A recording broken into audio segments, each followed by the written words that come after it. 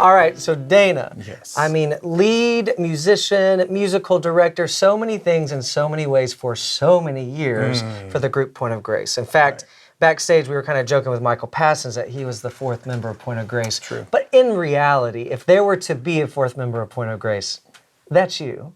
Well, I kind of feel more like the Moses there and lifting up the hands, that kind of thing. Yeah, paving the way. Yeah. I've always been a huge advocate of supporting the artist as best I can. It's true. And even when I got on early with the girls, I'd be like, hey, I want y'all to know you're singing in front of me, but you've got the support of the players behind you, and do your best, and we're all for you back here. And so that's kind of my position, and I love that position. Yeah, you really do. I've been on the road with you guys before, and you are seamless. And your professionalism, number one, which is not always in any industry, but in the music world, it can be easy to get very artistic, very creative types who forget to be kind to someone or forget to say thank you. And you're kind of all things to all people, right? Well, we represent who we're touring with, so people that see me kind of see the girls represented. So the biggest compliment ever is to be invited back to do a show with that, same entity that's having you. So got to kind of keep that mentality too, It's true. Well, and they say what do they say? Behind every 3 women is a good man. There you go. Is that what it is? Okay, so take us back. I don't actually know that I know this, and so I know there will be plenty of other people who definitely know Dana because you're kind of, a fan favorite, if you will. If Dana's not there, I'm not sure if the group is really there. So tell me this, how did you first get hooked up with the girls and with the group? Well, with the girls, they had seen me perform with a group called Truth way back in the 80s, and had done some things before they were called Point of Grace. Thought they were wonderful, magical. Is that a word I can use? Magical? Okay. They just, Christmas time. Yeah, always the sweetest girls. Loved what they're doing. Love people, and that just evolved over the years. I toured with several artists, and I think Denise and Shelley might have come see me perform at some other instances. So when they first launched, they shared a band with a group called For Him, big arena tour. After that tour ended, they decided it was time for them to form their own band. So they hired me to be band leader, to hire their first rhythm section, maybe 97. Yeah, we're talking 20 plus years ago. Yeah. It was a record called Life, Love, and Other Mysteries going into a new record called Steady On back then. So I was blessed to get the call. Probably one of the greatest days because I love the girls' material. I thought they made the best pop record. So that's kind of where that was, maybe 97, 98. When you are kind of a pop fan, which not everyone might assume as this kind of lead, especially acoustic guitar, well, and electric too. But take me back. So growing up in New York, right? Growing up just north of the city, right? Do you remember like a first musical experience or a record or anything like that in your growing up years, in your teen years that kind of flipped that switch that was like, music is the way? Oh, yeah. Well, we love Motown. So, I had a little turntable growing up in the apartment. Elementary years, I'd lift the window up, put my Motown 45s on.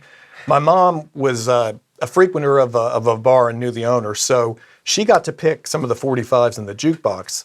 After they had their run for a month, she got to take the 45s home to me. So I would always get all these different types of music. Gold mine. Anytime I saw the Motown map symbol on the 45, I knew it was going to be golden. So I'd pretend I was a DJ out the window. Fast forward, got into groups like Kiss, loved the pageantry of the show. I'm a show guy. Yeah, you are, yeah. I think I told you, elementary school in New York, we would take field trips to New York and watch Broadway plays. So anyway, all that stuff. When did it hit for you, or did you ever think growing up that music would become your profession and that music on the road, that kind of road life, that would be, your lot in life, at least career-wise? Yeah, late in high school. I became a focused believer in Christ, follower, late in high school. It was really kind of a Damascus Road thing. So going from bar bands where I could sneak into clubs at an early age and play punk rock covers, believe it or not, I went through a phase of that.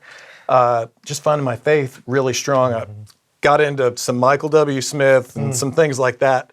Absolutely loved this guy named Chris Rodriguez in town. And believe it or not, I literally wrote him a letter one time. Chris Rodriguez? Chris Rodriguez, golden guy. Love him to death. To this day. Yeah. He encouraged me with a note from the road. And he's on the Friends tour, Kathy Tricoli, and all that. So that's who I was like, this is who I want to share faith, great music, great guitar player. So he's one of the influences early on. So fast forward all that, I got involved with a Christian group called Truth. the late 80s, we toured nonstop year round. I mean, and when you say nonstop, Nonstop. literally. Couple weeks were per, always- yeah, always, always. And in that group, you had to serve several capacities. So I would be on the lighting team for a few months. I'd be on the audio setup team for a few months. You know, you'd go to the merchandise segment. While You'd you're help still drive playing it. the shows, Oh, right? absolutely, Yeah. absolutely. So you learn all these skills at a young age. And a show day is unlike any other day. It's not a 9 to 5 job. It's a 9 to midnight. So you learn, you know, people to this day, my mom, I come back from a tour, she'll be like, was the food good on the tour? I'm like, Mom, I really don't know. I'm shoving stuff in my mouth because the biggest concern is pulling off a show every night. Yeah. The Christmas show, pulling it off properly every night. People spend their hard-earned money on tickets. Oh, yeah. You got to give them a great show. So I don't know what I ate. Maybe I ate something, maybe I didn't. And so for me in my position, it's to get the artist going, get the show going as best it can, and let the artists have their day to focus and enjoy whatever the meals are. Me, don't care about it. So, Christmas tour. Right. Tell me about that, because you've got a 7 going on 8-year-old and you have a 17 going on 18-year-old. Right. So a lot of life still being lived under the roof of your house here in Nashville. Yet you guys, especially at Christmas, because it's such a big touring season for you and the girls, you're gone, you know, sometimes from Thanksgiving all the way Right. through Christmas. Do you feel like you've missed out on anything, or does music and your life on the road enhance your family life? Like, how does that kind of work? Well, we anticipate every year that it's going to be busy. So we've tried to bring them out on the road over the years. And I will say I'm not the greatest dad on the road. And Leigh pretty much has to take all the tell him just to culture. go away? Yeah. I'm not the guy that's going to arrive in Chicago and search out all the museums and find restaurants. I am there to stay at the venue we're playing at, to get it set up, make sure everything is running, and you know, kids are kind of an afterthought when they're on tour. So that is the raw truth of it. Now we decorate, we have fun, you know. Well, they're usually coming to work with Dad, which isn't exactly Right, the most right. convenient setting to get work done. And our little 7-year-old, he loves coming back at the vending area and seeing how that all works, and loves watching the people and the busyness, and you know. So I think it's good. There's some older artists that told me, get your kids to love what you do. Don't make them hate it. Because when they get older, if they notice that there was a rub, you know, they might resent what you did. So we try to really engage our kids in it and make it like, hey, this is cool what we do. This is fun. You know, I love what I do. Absolutely. What an honor. There's a million people in Nashville that can blow me away with skills and everything. You know, I'm one of the ones that just got a great opportunity. I've had a front row seat to your family, of course, as we've become friends, and I see some of those traditions that you've made. Well, I mean, one of those is you guys start your Christmas season, is it November 1st? Day after Halloween. Yeah, tell me about that tradition. Absolutely. Day after Halloween, we get the trees out. We try to get everything up because we love Christmas. It's all year round. And it has to be because, you know, a few days into November, we're usually leaving. And even now, when we service some of these concert events we're doing, I'm actually working with choirs, orchestras early in the season. August, you know, September, we're getting out the materials. We're in Christmas mode, you know, come August, September. So, which I love that story you were talking about, you and Denise. In fact, you brought some of these charts we'll look at from back in the day when charts weren't emailed everywhere. And you said that you and Denise sat down on the floor of Carl Marsh, who's an amazing arranger here in town, and picked through, absolutely, orchestrations in that day were actually physical items, which you can probably see in a second. And early on, the early Christmas tours, when we'd have an orchestra date, we would literally go to Carl's home, and Denise and I would sit on the floor.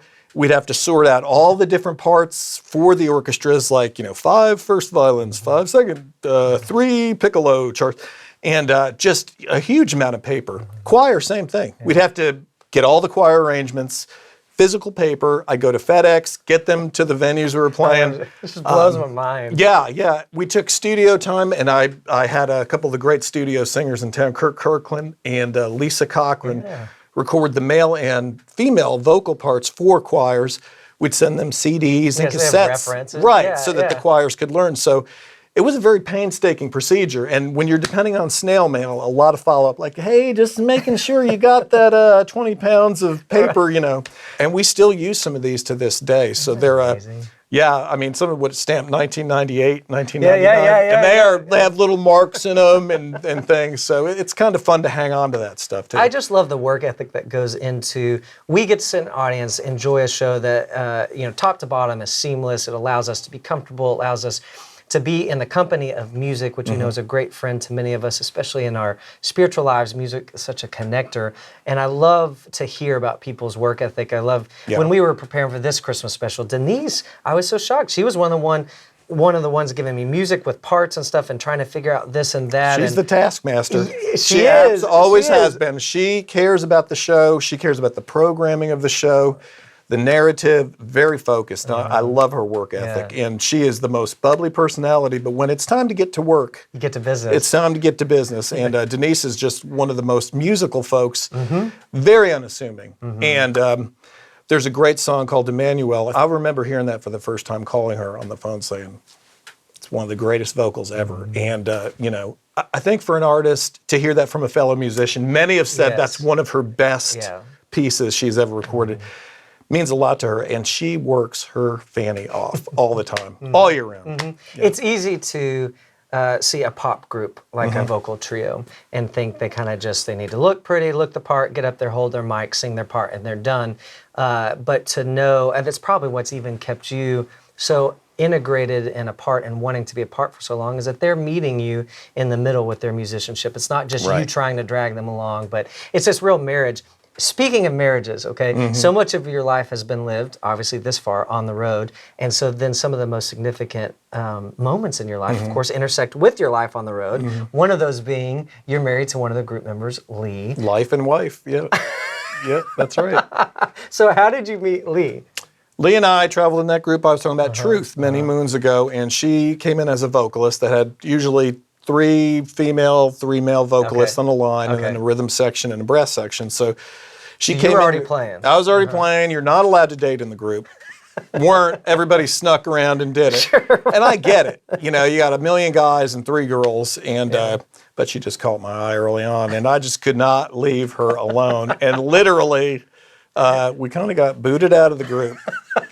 Because you started dating. Yeah, and the natives became restless. So we got booted out, and I get it. We got married. The people that took our place fell in love.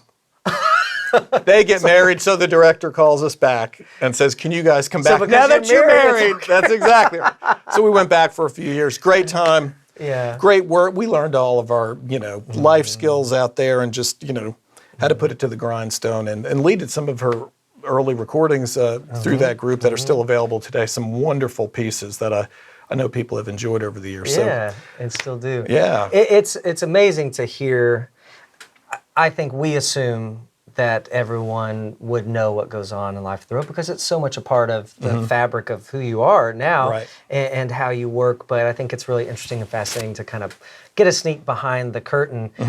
Did you, thinking back one more time to when you were a kid and growing up and playing DJ in your apartment, growing up with the windows open, did you ever think or dream that music would be not only your what you enjoy and desire, but that it would also provide for you and your family? No, and I'm so thankful every day, honestly. You look at the photos, the relationships, the great friends over the years that you've connected with, and it takes a unique individual with drive, and that's why when you come to town or somebody says, should I move to Nashville and try it? I'm like, yeah, why not? What is stopping you? There's a place for everybody.